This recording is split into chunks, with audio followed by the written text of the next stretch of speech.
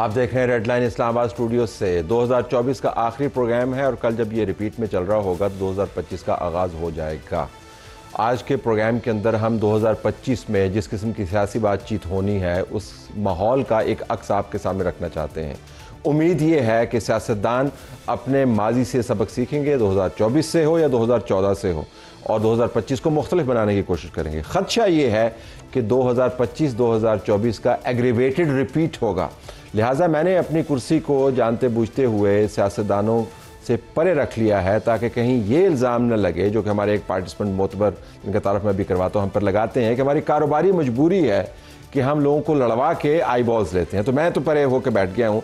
अब मैंने मैदान छोड़ देना है तीन सियासतदानों पर जो अपनी अपनी पार्टी के बेहतरीन नुमाइंदा हैं, सीनियर भी हैं, और हम जानना ही चाहेंगे कि 2025 में किस किस्म की बातचीत का माहौल minus media aggravating the situation वो क्रिएट करेंगे। हमारे पास राना सनाउल्लाह खान साहब मौजूद हैं, वज़ीर-ए-आज़म के मुशीर बराए सियासी व अवामी अमूर, उनका शुक्रिया। कमरजान कायरा साहब पाकिस्तान पीपल्स पार्टी के सेंट्रल लीडर और बहुत अरसे से ज़ेरो-बम देख रहे हैं सियासत के, और इसमें से निकल भी आते हैं मुश्किल मोड़ों में से। आपका बहुत शुक्रिया, आपने हमें ज्वाइन किया। सेनेटर हुमायूं मोहम्मद साहब पाकिस्तान तहरीक इंसाफ के बड़े एक तनोमंद आवाज़ है और अपनी पार्टी और अपने लीडर की सही नुमाइंदगी करते हैं, और अपने कोर्ट के ऊपर 804 भी हमेशा लिखा हुआ होता है जब भी प्रोग्राम के ऊपर आते हैं। तो आपका बहुत शुक्रिया। इस प्रोग्राम के बिल्कुल आखिरी हिस्से में एक और हम आपके सामने सेगमेंट करेंगे छोटा सा। अदील मलिक साहब हमें ऑक्सफोर्ड से ज्वाइन करेंगे, प्रोफेसर है वहाँ पर, और जानना चाहेंगे कि बैनुल-अक़वामी माहौल 2025 में क्या होगा, लेकिन वो आखिर में सेगमेंट होगा, उसको देखना ना भूलिएगा। तो राना साहब बिस्मिल्लाह, अब आपने टॉक्स करनी है पीटीआई के साथ, पीपल्स पार्टी भी मौजूद है, तो कैसे चलाएंगे? अब आपस में आपने बात करनी है, मैं तो राना साहब आराम में चुप करके बैठे हैं। जी बताएं जी, अब आपने आपस में बात करनी है, मैंने नहीं बात करनी है। देखें, मामला ये है कि जिस तरह से कहा जाता है कि इंसाफ होना नहीं चाहिए, होता नज़र भी आना चाहिए। एक पॉलिटिकल डेमोक्रेटिक गवर्नमेंट और एक पॉलिटिकल डेमोक्रेटिक सिस्टम जो है वो इसके बग़ैर कहला नहीं सकता कि वो डेमोक्रेटिक या पॉलिटिकल सिस्टम है अगर उसमें हुकूमत और अपोजिशन जो है वो एक दूसरे को एंगेज ना करें। तो इसलिए मुज़ाकरात जो हैं ये हमारा शुरू दिन से ये मौक़िफ़ रहा है।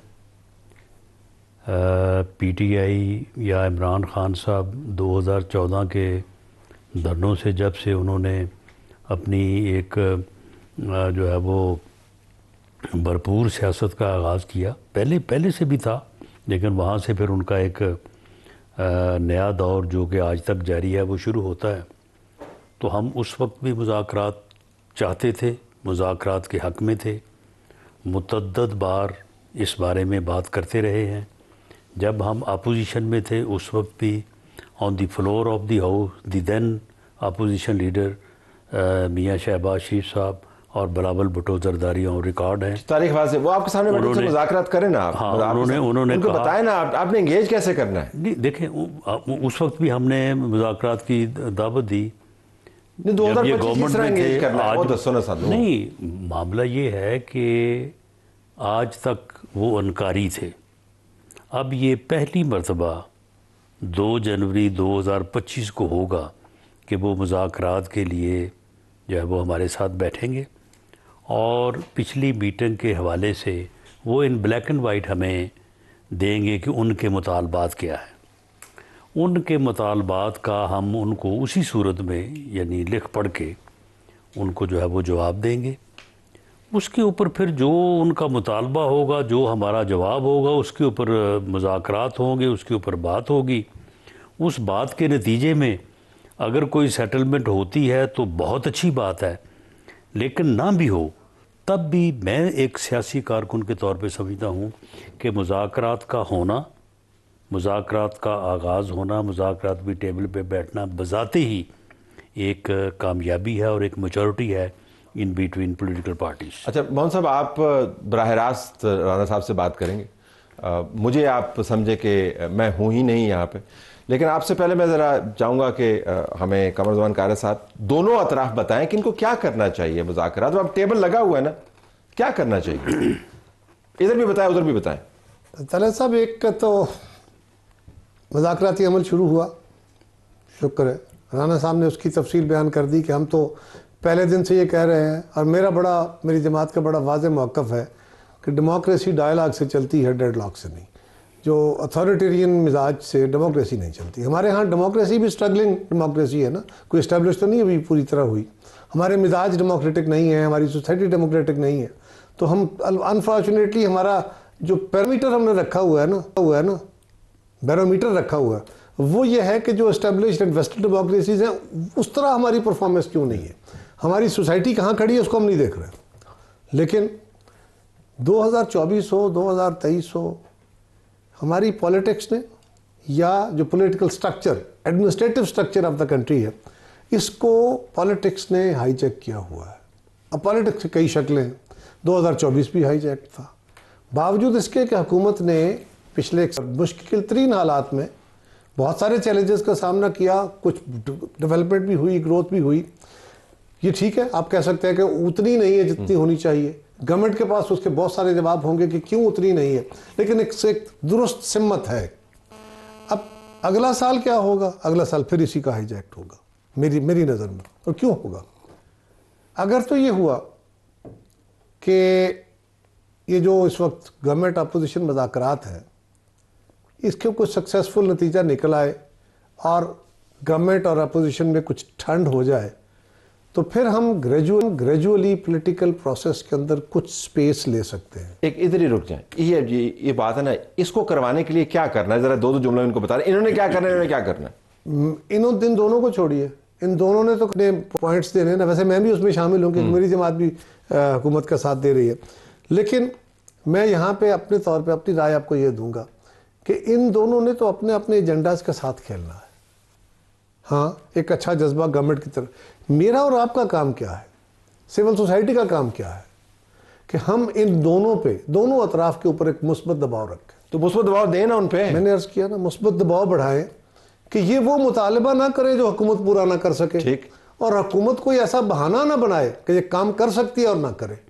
इस जज्बे का अगर हमने दबाव, सोसाइटी का दबाव रखा, तब ये करेंगे। वरना इनके लिए अपने पॉइंट से हटना और इनके लिए अपनी स्पेस छोड़ना काफ़ी मुश्किल होगा। जी मौलाना साहब, आपको मुझे रेफर करने की ज़रूरत नहीं है। अब आपके सामने मशवरा भी मौजूद है और ओपनिंग भी मौजूद है। राना साहब, और वैसे जिस दबाव की बात की है ना कायरा साहब ने, ये दबाव वैसे आप भी रख सकते हैं। अगर आप इस तरह से एक साइड पे बैठ के जो है वो तंजिया अंदाज में जो है, कमाल हो गया। मैंने आपको स्पेस दी है। नहीं, ये कोई नेड़े आइए फिर मसला, दूर जाइए फिर मसला है। ये कोई स्पेस नहीं है। करीब के जुमले काबले तो कबूल, अगर दूर का आप ये ताज़ा मुस्बत दबाव अगर आप रखें, आपसे मुराद मीडिया। हाँ, मीडिया। मैंने मीडिया का कहा ना जी कि आपसे मुराद मीडिया।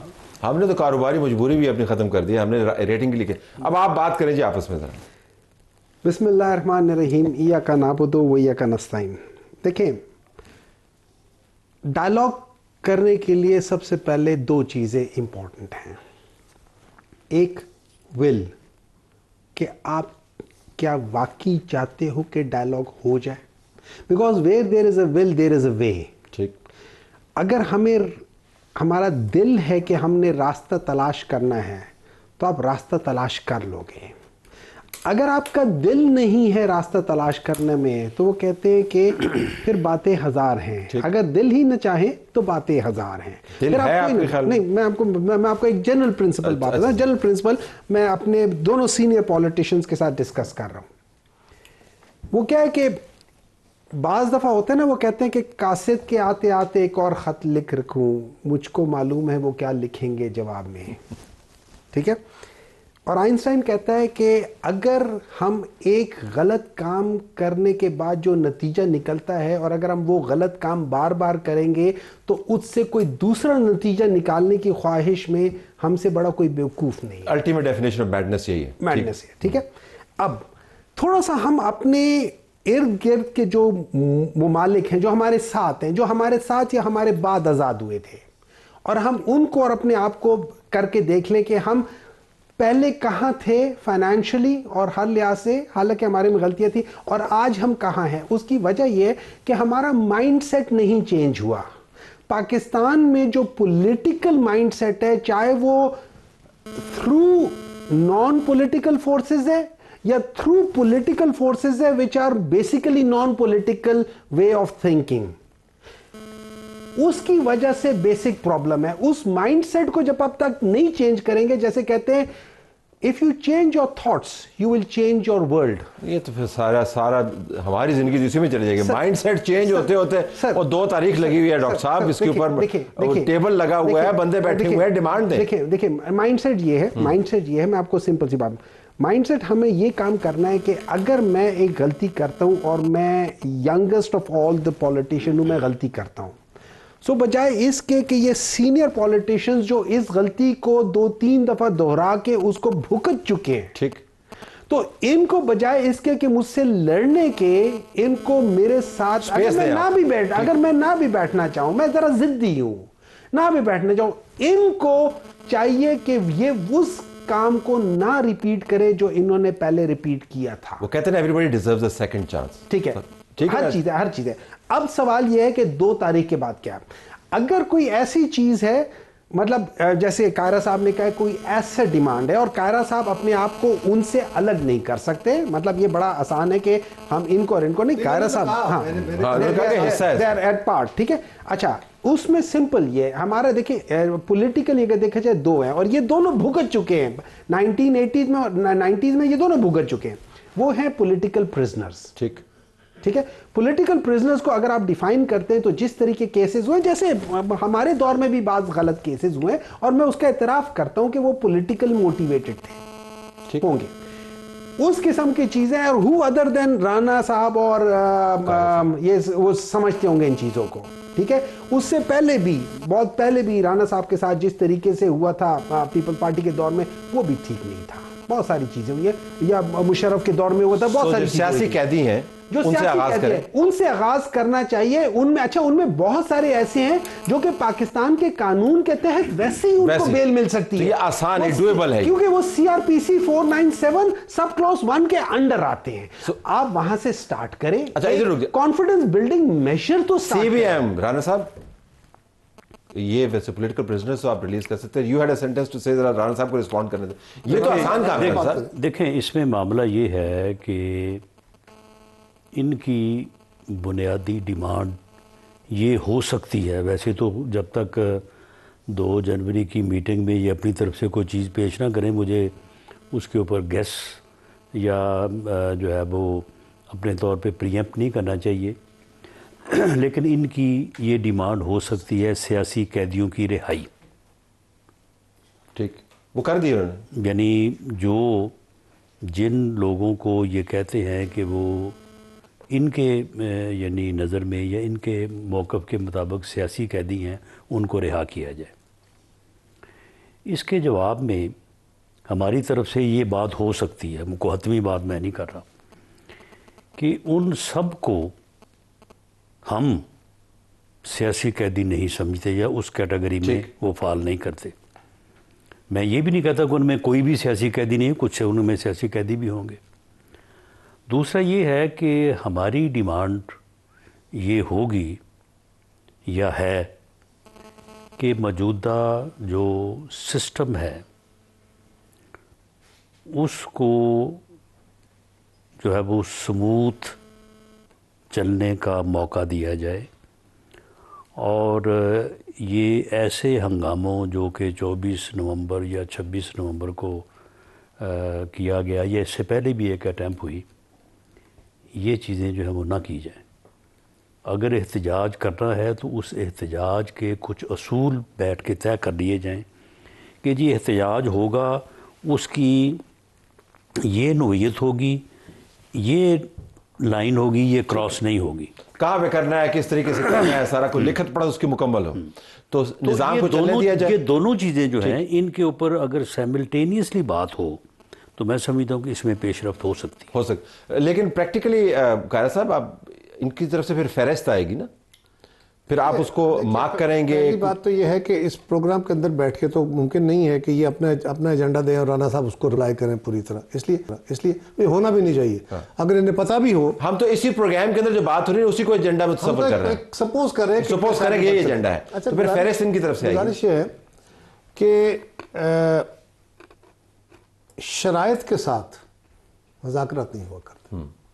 बहुत अरसे से मैं ये बात मुख्तलिफ चैनल्स पे बैठ के कहता रहा हूँ, आपके प्रोग्राम में भी कहता रहा हूँ कि पीटीआई को चाहिए कि पीटीआई डिमांड करना चाहती है उसको अपने एजेंडे में रखे, उसको प्री कंडीशंस के तौर पे ना रखे। ठीक, कि अगर ये ना हुआ तो टॉक्स नहीं होगा, फिर टॉक्स नहीं होगा। ठीक है।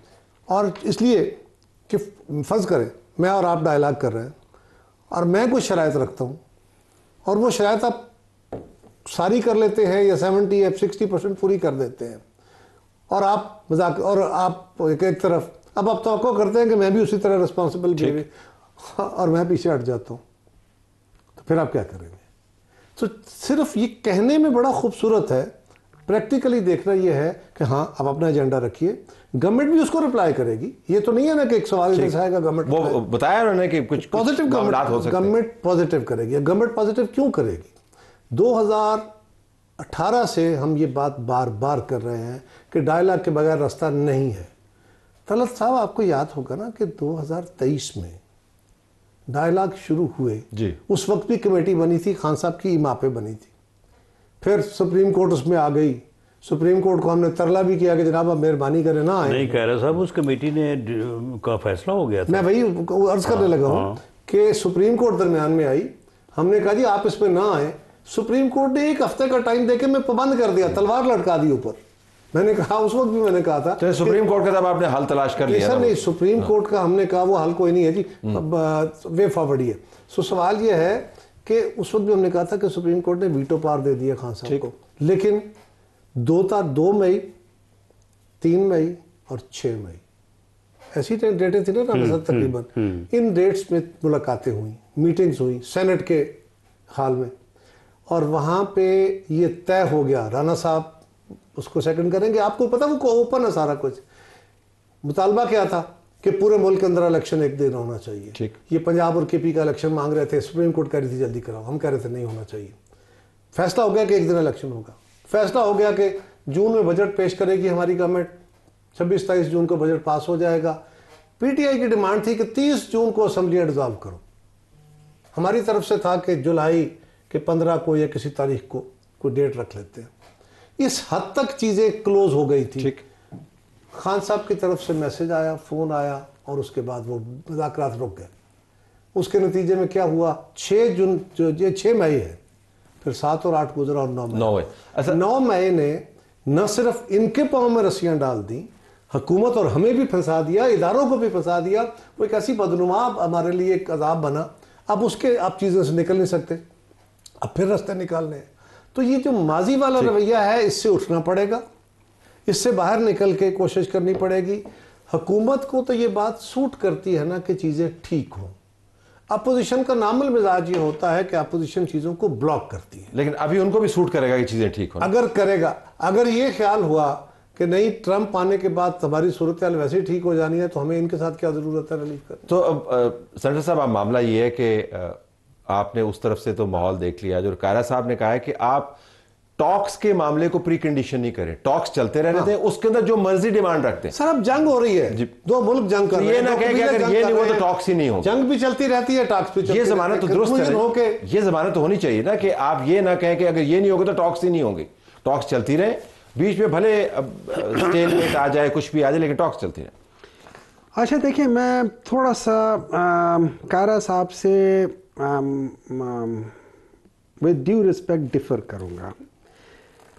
प्री कंडीशन जो चीज़ें होती हैं वो थी कि हम कहते हैं कि जी हमें हमारा मैंडेट वापस दो तो हम बात करते हैं, जो आप अब नहीं कह रहे, दैट इज प्री कंडीशन। अब दूसरी चीज़ है कि हम कह रहे हैं कि इन दो चीज़ों के ऊपर हम बातचीत कर रहे हैं। सही है। हमारे डिमांड बेसिकली 2 चीज़ें हैं। एक, अब चाहे कोई माने या ना माने, पॉलिटिकल प्रिजनर्स क्या सैफुर रहमान का जो एहतसाब था उसके बेसिस पे जिन लोगों को पकड़ा था, क्या वो पॉलिटिकल प्रिजनर्स थे या क्या उन लोगों ने क्राइम किया था? उसके बाद जब हुकूमतें बदली थी उसके बाद जो केसेस आए थे, जो अंदर हुए थे और वो सारे हुए थे, क्या वो पॉलिटिकल प्रिजनर्स थे या उन्होंने क्राइम किया? लेकिन जिन्होंने लोगों ने क्राइम किए भी है ना, आप ये नहीं कह सकते कि किसी ने क्राइम किया ही नहीं है। सुन ले, मैं उधर, तो आपको एक फेहरिस्त देनी होगी। मैं उधर यार हमने ये नहीं कहा कि इनमें से किसी का केस खत्म करो, ठीक, मतलब अगर विद ड्यू रिस्पेक्ट, अगर इन लोगों ने पावर में आके अपने केसेस खत्म करा लिए, हम ये नहीं कह रहे कि केसेस खत्म कराओ, हम अभी पावर में नहीं है ना, हम कह रहे उनको आप बाहर आजाद कर दो। आजाद मींस बेल पे बाहर, ठीक है। अब हम आते हैं उनके ऊपर या हमारे ऊपर जो इल्जाम आते हैं, 2 इल्जाम आते हैं, ठीक है। हम कहते हैं हम उनके ऊपर आ जाते हैं। एक, आप कहते हैं कि 9 मई में डॉक्टर हुमायूं आपने तोड़ फोड़ की है। मेरा मौकफ यह है कि मैंने तोड़ फोड़ नहीं की। वहां पे क्राउड होता है, किसी ने तोड़ फोड़ की होगी, बिल्कुल की होगी। अब मिसाल दी जाती है कैपिटल हिल की, और कैपिटल हिल में सजाएं हुई थी, बिल्कुल हुई थी। उन्होंने क्या किया, सीसीटीवी की कवरेज निकाली। जिन लोगों के खिलाफ बियॉन्ड रीजनेबल डाउट उनको समझ आ गई कि इनके ये शवायद पक्के हैं और ये पता चल रहा है कि हुमायूं है, उसको सजा दे दी गई। लेकिन जिनके ऊपर बियॉन्ड रीजनेबल डाउट कोई नहीं आया, उसको सजा नहीं मिली। अभी वैसे मिलिट्री कोर्ट से जो एवएस जिमनन जो सजाएं हुई हैं उसके ऊपर हम एतराज बिल्कुल कर सकते हैं। सुन ले, देखिए वो वीडियो फुटेज में आपको कोई लगा कोई ऐसा बंदा है जिसको सजा हुई है, उसका वीडियो फुटेज नहीं? सर देखिए, मिलिट्री कोर्ट्स में जो शवाहिद दिए गए वो इन कैमरा हुए, वो सामने तो आए नहीं है। लेकिन नहीं हुए ना, नहीं हुए ना, देखिए ना, नहीं देखिए, इसमें ये होता है मिलिट्री कोर्ट्स में इस वक्त जो हो रहा है, आपके जो जज है वो भी उधर का है, जो प्रोसिक्यूटर वो भी उधर का है, जो वीडियो तो उधर की नहीं है, वो भी उधर का है, सारी वीडियो तो उधर की नहीं है। देखिए, जब तक ओपन ट्रायल नहीं होता, उसकी एक आप कह रहे हो शवाहिद को आप सिविलियन ओपन ट्रायल के अंदर लेके हमारे अभी सुप्रीम कोर्ट में अपील आएगी तो ओपन ट्रायल ही होगा, देखिए ना, वो उसकी बात है।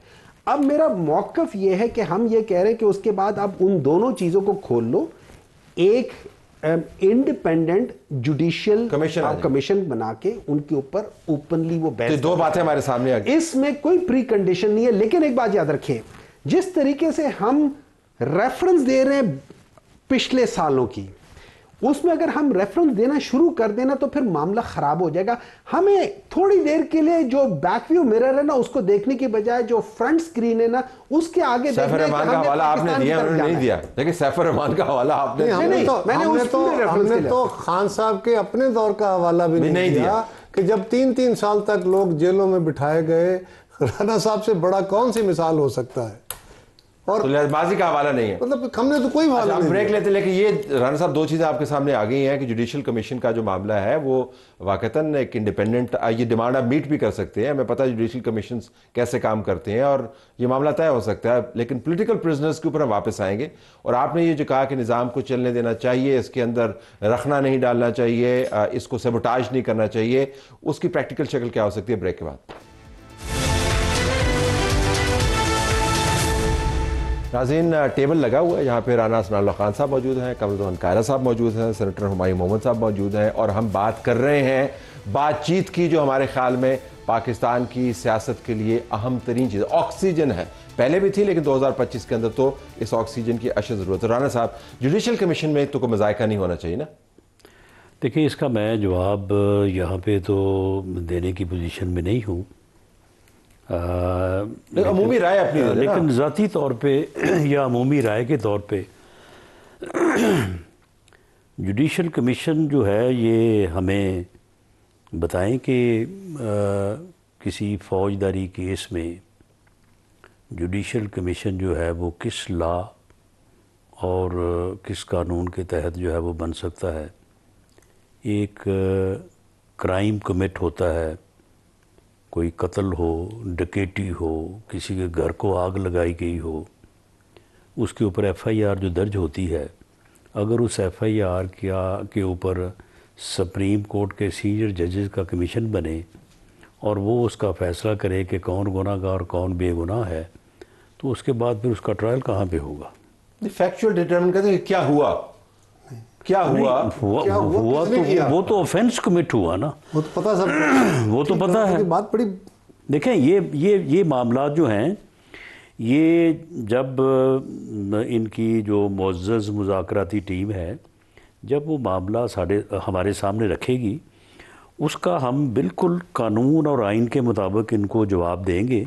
लेकिन इस वक्त जिन्होंने बात की उसका जवाब आप ये दे रहे हैं। और जो मुमकिन हुआ in accordance with law and constitution वो करेंगे, और जो नहीं है हम इनसे तवक्को करेंगे कि ये उसको तस्लीम करें। लेकिन आप प्रोसीजर में ना बात को फंसाएं। वो फौजदारी के मुकदमात की आप कैसे तहकीक कर सकते हैं, वो तो सजाएं हो रही हैं, लेकिन वाकये को आप डिटर्मिन तो कायरा साहब कर सकते हैं ना कि ब्लू एरिया में सुन लेना 26 तारीख को क्या हुआ। कोई क्रिमिनल मिसाल के तौर पे रॉबरी है, मर्डर है, किसी के घर को आग लगाई गई है, क्या सुप्रीम कोर्ट के जजेस का कमीशन ये तय करेगा कि ये जिन मुलजमों को FIR में नामजद या चलान किया गया है ये गुनाहगार हैं, ये बेगुनाह है?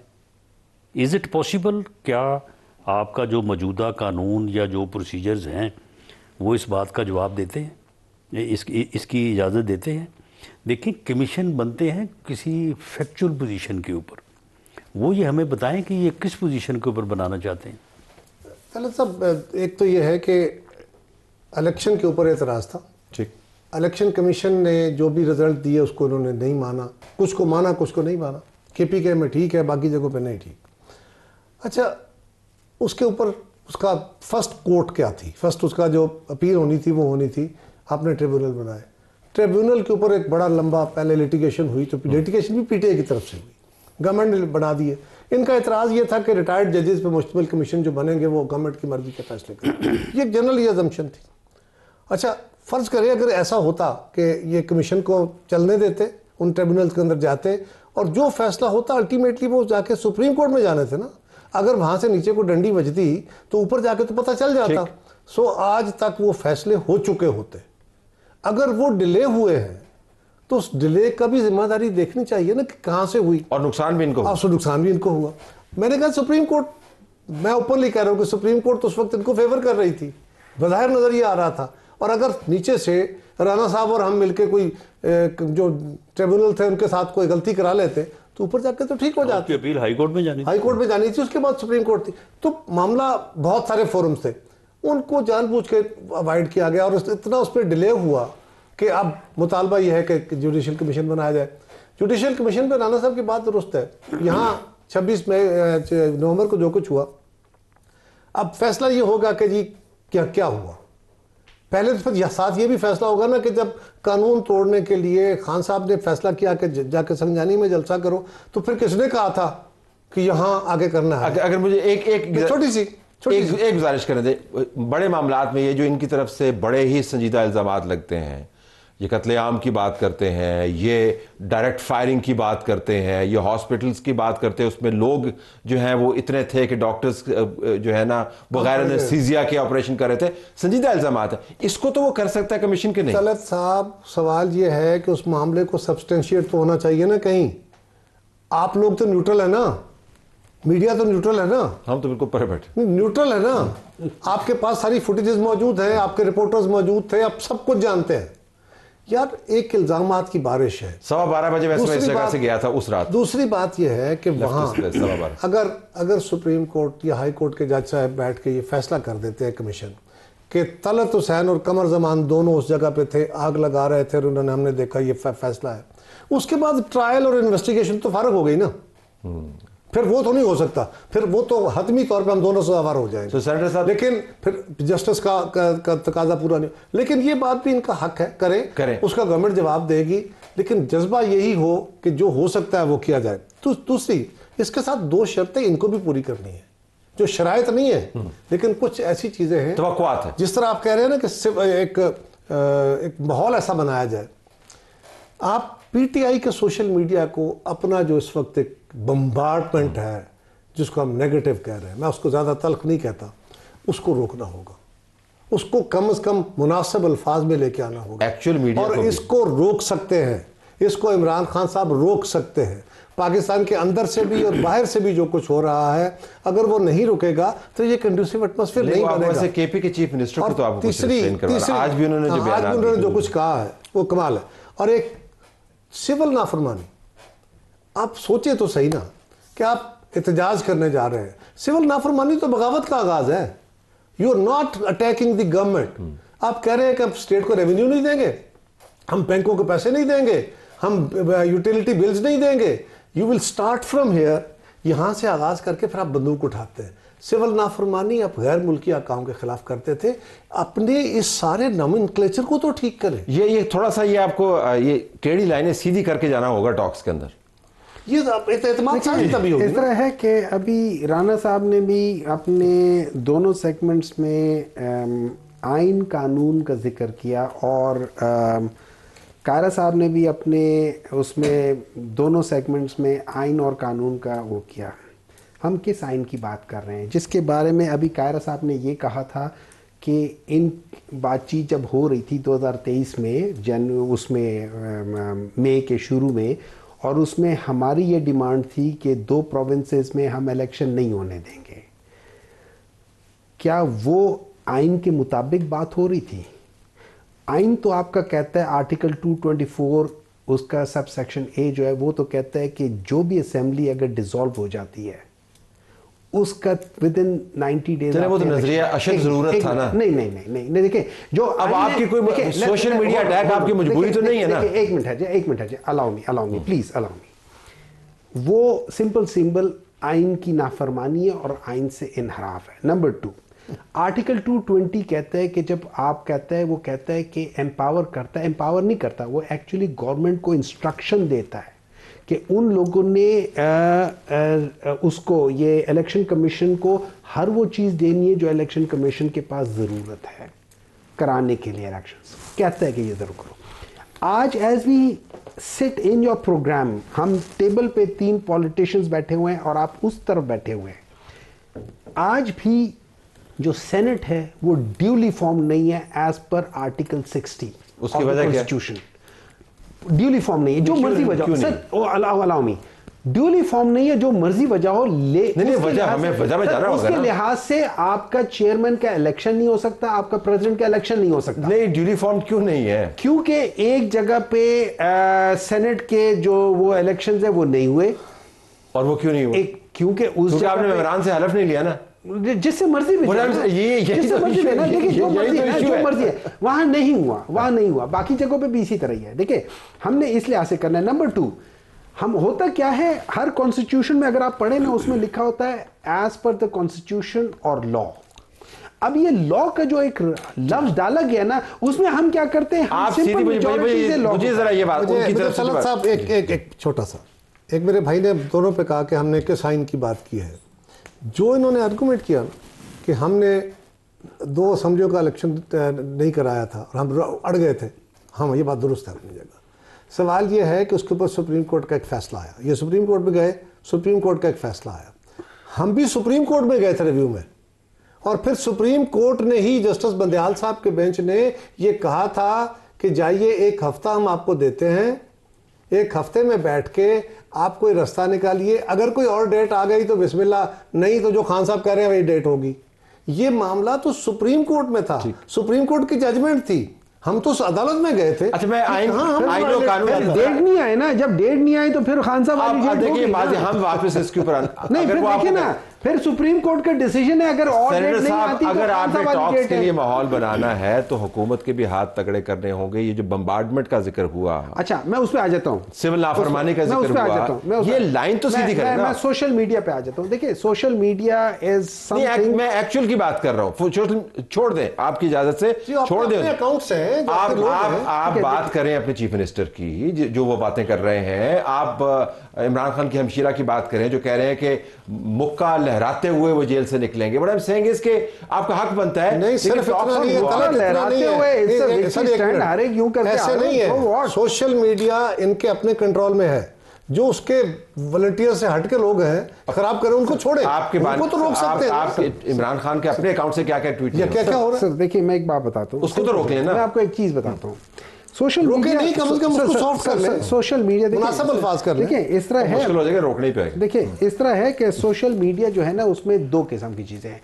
एक मेरी नजर में, एक जो ऑफिशियल हमारा सोशल मीडिया जो पीटीआई का अपना पीटीआई का उसकी बात कर रहा हूं, उसकी बात कर रहा हूं। उसकी आप ट्वीट पढ़ते नहीं है क्या वहां पे? इमरान खान साहब अपने ट्वीट नहीं पढ़ते? नहीं, इमरान खान पीटीआई के अपने ऑफिशियल अकाउंट बिल्कुल उसमें करता हूं। उसमें देखिए, उसमें एक स्टांस है, लेकिन उसमें वो चीज जिसकी ये बात कर रहे हैं कि तूफान बदतमीजी टाइप की, वो उसमें नहीं है। उसमें हमारा बड़ा स्ट्रॉन्ग स्टांस है और होना चाहिए हमारा स्ट्रॉन्ग स्टांस। ठीक है, मैं उसके बिल्कुल वो नहीं करूंगा। लेकिन देखिए, एक बात याद रखें, मैं आपको सच बात बताता हूं, अगर सोशल मीडिया 1978-79 में होती ना, तो भुट्टो को फांसी ना होती। Trust me. वजह यह है कि जो खबर मीडिया नहीं बताती वो सोशल मीडिया बता देती है। सोशल मीडिया जो मीडिया एक शख्स का नाम नहीं ले सकती।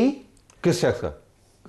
इमरान खान का नाम नहीं ले सकती। किसी मतलब नाम लिया सर? 2 बंदे लेते होंगे, हर तरफ तो बानी लगे होते हैं। ना लिया करें हम। मैं अपने प्रोग्राम में इमरान खान करता रहता हूं। आप 2-3-4 लोग होंगे जो करते होंगे, 90% तो नहीं करते।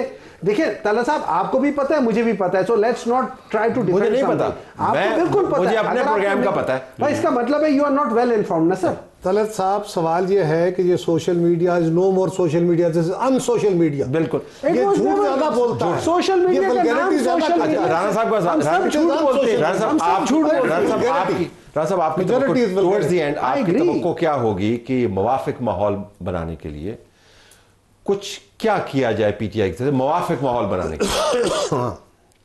देखिए, पीटीआई की तरफ से होना तो ये चाहिए था कि इनको जो ये रिमिटेंस वाली इन्होंने कॉल दी हुई है, इनको उसे जो है वो मौखर करना चाहिए था।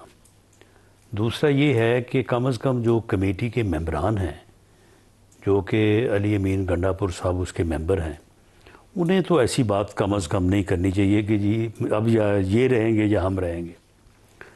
दूसरा ये है कि जब ये अपना मुतालबा पेश करेंगे, जो कि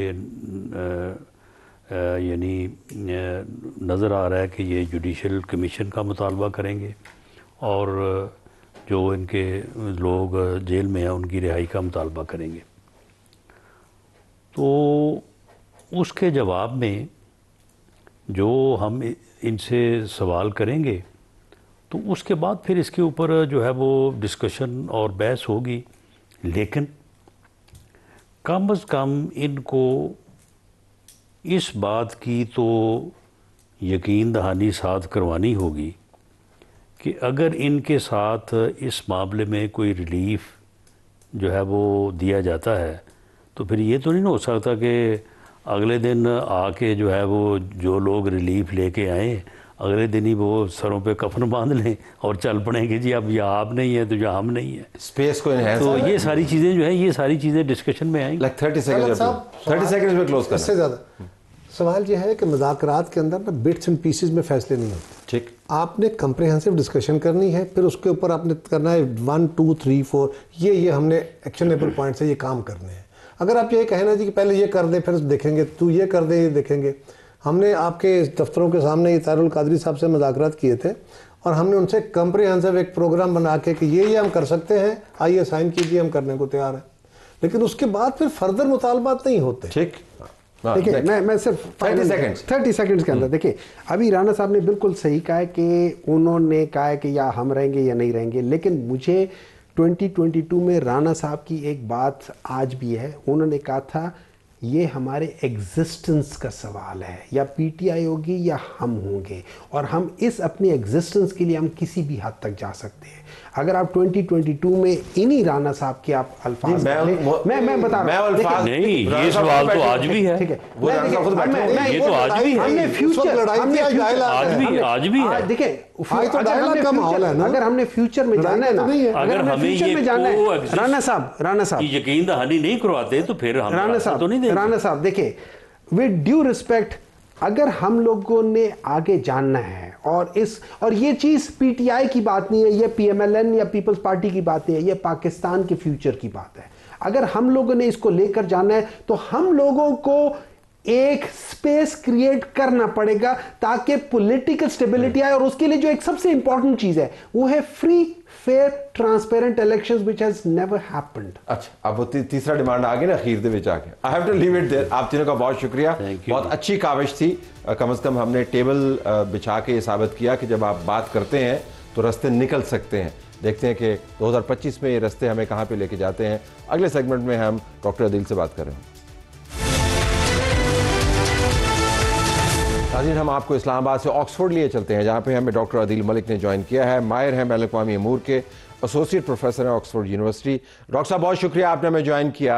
ये फरमाइएगा कि आपको बड़े बड़े बैनुल अक़वामी मामलात में से सबसे अहम मामला कौन सा ऐसा लगता है जिससे दुनिया भी मुतासिर होगी और पाकिस्तान भी? जी, मेरे ख्याल में जो पिछले साल हमें पूरी दुनिया में एक ख़ास तरह का लेजिटिमेसी क्राइसिस नज़र आता है, जो एतमाद है रियासत और उसके अवाम के दरमियान, वो बढ़ता हुआ नज़र आता है। और उसके दो पहलू हैं। एक तो पहलू है जो फ़लस्तीन से मुताल्लिक है कि जिसमें मशरिक़ वस्ता में एक लिहाज से जो भी पॉलिसी थी वेस्ट की, वो बहुत उसमें बुनियादी तब्दीलियाँ नज़र में आ रही हैं। और जो इसराइल के मुताल्लिक जो एक नैरेटिव था, उसको बहुत बड़ा यूरोप में, अमेरिका में सेटबैक मिला है। ताकत का इस्तेमाल जो है मशरिक़ वस्ता में, ख़ासतौर पे फ़लस्तीन के मसले से, वो एक लेजिटिमेसी स्टेट की, ख़ासतौर पे जो मगरबी रियासतों का यूक्रेन के ऊपर एक स्टांस था ख़ास तरह का, जो इसमें ह्यूमन राइट्स का बहुत इंपॉर्टेंट रोल था। वो ह्यूमन राइट्स एजेंडा जो वेस्ट का है, उसको काफ़ी ज़्यादा मसला दरपेश हुआ।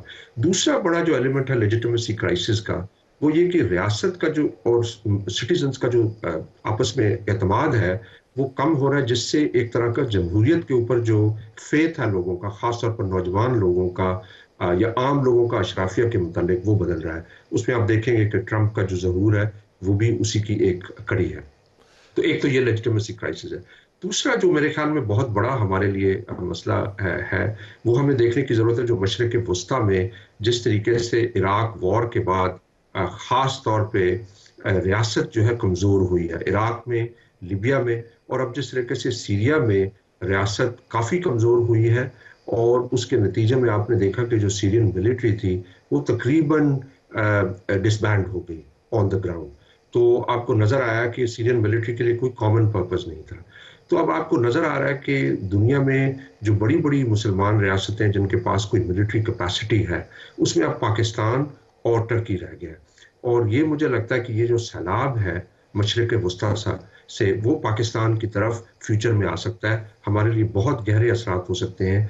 हमारे लिए जो बड़ा सवाल है वो ये है कि रियासत और अवाम के दरमियान जो फासला है उसको कम करने की ज़रूरत है, ताकि हमारी जो मिलिट्री कैपेसिटी है उसके ऊपर कल बहुत बड़ा असर ना हो पाए, जिस तरीके से मशरिक़ वस्ता की रियासतों में था। बड़ा आपने ज़बरदस्त एंगल दिया है। मेरा ख्याल था कि जब मैंने आपसे सवाल किया तो मेरा ख्याल था कि आप बात करेंगे मईशत की, कि दुनिया भर के अंदर जो मुआशी मामलात हैं, tariffs are going up, trade wars का जिक्र कर रहे हैं, जो जॉब मार्केट्स हैं वो श्रिंक कर रही हैं, कंपेटिटिव बहुत ज़्यादा हो गई हैं, आर्टिफिशियल इंटेलिजेंस ने एक तूफ़ान बर्पा किया हुआ है, जो ह्यूमन इंटेंसिव इंडस्ट्रीज़ हैं वो अब टेक्नोलॉजी इंटेंसिव जा रही हैं, तो ले ऑफ्स होंगे। लेकिन आपने ये रियासत और आवाम के दरमियान जो खलीज है इसका जिक्र किया।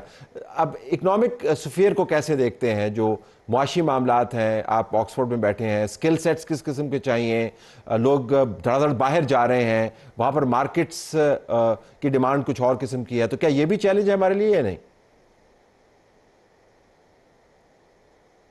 देखिए, लॉन्ग रन में, यानी जो लंबे अरसे में या मीडियम टर्म में, ये एक पूरी जो ग्लोबल साउथ के गरीब ममालिक हैं उन सब के लिए एक बहुत बड़ा इशू है।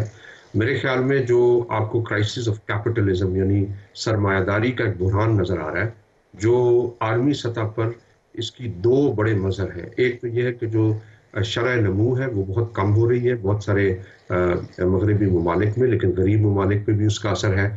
और इन्फ्लेशन जो है ख़ासतौर पे कोविड के बाद जो अफरात ज़र है वो बढ़ रही है। और जो गरीब ममालिक है अफ्रीका में, ग्लोबल साउथ में, पाकिस्तान में, वहाँ पे भी जो डेट है यानी कर्ज की शरह बहुत ज़्यादा बढ़ रही है। तो हम एक ऐसे एरा में दाखिल हो रहे हैं जहाँ पे डी ग्लोबलाइजेशन है, यानी जो पहले एक 90 और 2000 की दिहाई में जो ख़ास तरह का एक बयानिया था कि आप आलमी तिजारत का हिस्सा बने, रियासत का मईशत में रोल कम हो, तो तरक्की करेंगे, वो अब वहां से रिवर्सल हो रहा है। हर रियासत जो है वो देख रही है कि आप कैसे ज़्यादा रोल प्ले कर सकते हैं अपनी इंडस्ट्री को, अपनी मैन्युफैक्चरिंग को ग्रो करने के लिए। और जो ग्लोबलाइजेशन है, ये जो आलमी तजारत के लिए जो खास तरह की पॉलिसीज थी, उसमें अब ग्लोबल से ज़्यादा रीजनल, यानी जो आपके आसपास ममालिक हैं उनके साथ आप कैसे इंटीग्रेट करते हैं, ये बहुत बड़ा एक अहम इशू बन गया। जहां तक ऑटोमेशन का ताल्लुक है, वो तो एक डेफिनेटली बहुत बड़ा इशू है आने वाले सालों में। उसमें गरीब ममालिक में भी इन्फ्लुएंस होगा, जो पाकिस्तान भी उसमें शामिल है। आपने दुरुस्त कहा कि जो इलाकाई मामलात हैं वो सर चढ़ कर बोलेंगे आने वाले साल और सालों में।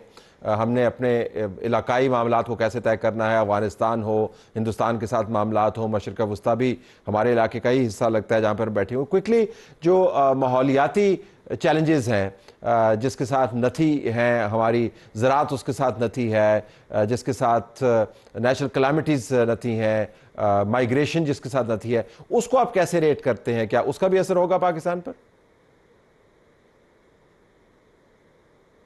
बहुत ज़्यादा असर होगा। जिस तरह आपने देखा कि हमारे यहाँ सैलाब आए, तो उसने हमें बताया कि अब माहौलियाती जो असरात हैं वो सिर्फ बड़े ममालिक में, मगरबी ममालिक का इशू नहीं है, हमारे मुल्क के लिए बहुत बड़ा इशू है।